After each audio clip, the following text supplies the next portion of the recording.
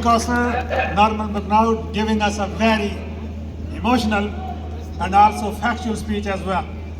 Brothers and sisters, I'm now going to call upon, without any delay, the second last speaker, Anna Server, MSP. 1, 2, 3, 4. 1, 2, 3, 4. Stop killing. Stop killing. Stop raping. Kashmir won. Kashmir won. Bismillah ar-Rahman ar-Rahim, my respected elders, brothers and sisters and children, Assalamu alaikum wa rahmatullahi wa barakatuhu.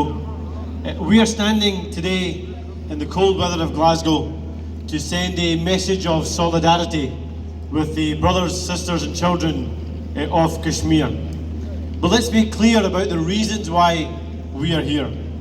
One, because yes, we want the people of Kashmir to choose their own fate, their own future, and to have that right of self-determination that the international community promised them. And I'll come back to a moment to talk about the international community. But the other reason we are here is because the people of Kashmir are under siege. We have a siege in Gaza, which we all rightly speak out about and campaign about, but we also have a siege in Kashmir. And what's the result of that siege in Kashmir?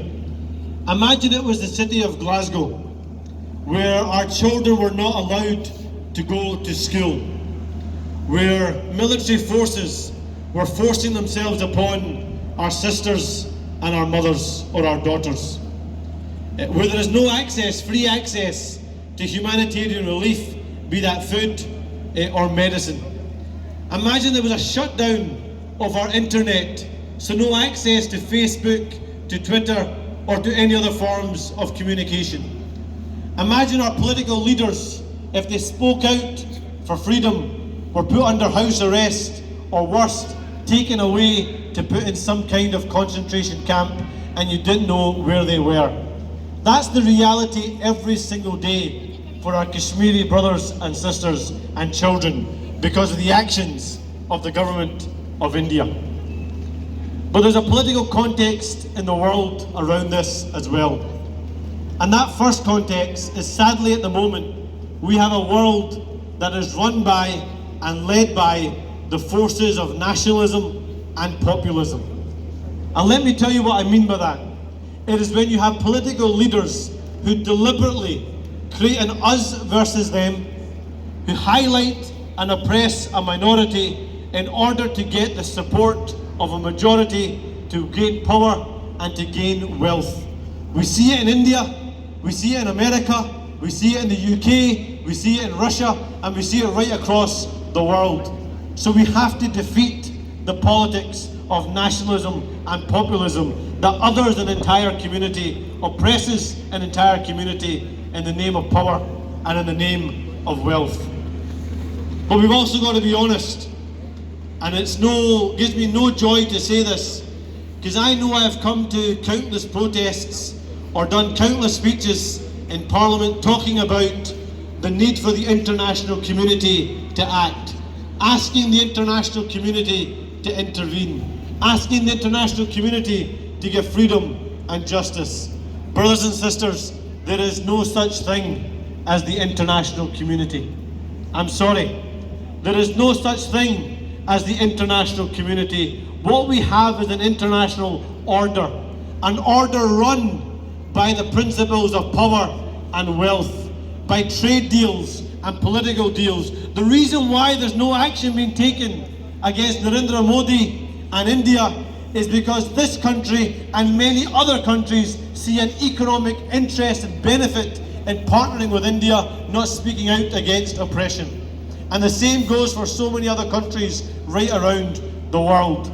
And that's why we have to break the international order that's run not in human interest, but in political and wealth interest. And only if we break that can we see freedom and justice for the people of Kashmir, for the people of Palestine, for the people of Syria, for the people of Iraq, for the people of Afghanistan, for the people of Burma, for the people of Chechnya, and so many other places right around the world. But how do we get that change? The change has to start from here, brothers and sisters. We have now come to how many rallies since the start of this siege? So many rallies and so many protests. How many people that have come to those rallies and those protests have actually gone and lobbied their MP and their MSP, or sent that email, or went to go and see them? How many? I bet it's a minority, not a majority. We've got to go out and do that work. How many have told your own sisters, your own brothers, your own children about what's happening in Kashmir, so that they post on Facebook or on Twitter and they campaign? We've got to make that happen as well. But brothers and sisters, look around the audience today as well. Let's be honest, there's not much diversity, is there?